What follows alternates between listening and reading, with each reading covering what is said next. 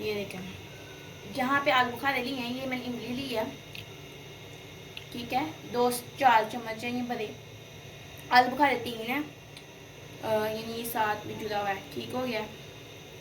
तो आलू बुखारे मैं इसलिए कम ले रही हूँ कि बिरयानी मसाले में भी ज़्यादा होते हैं, तो ये शामिल करेंगे हम।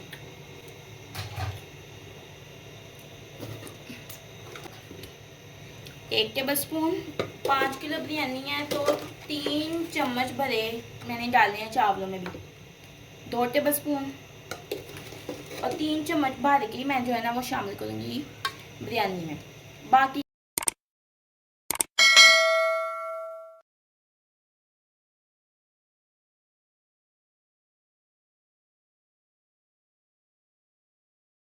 माशाल्लाह, यहाँ देखें, अब हम डालेंगे लाल मिर्च, ठीक है। मसालों की आपने तो दाल देखनी है।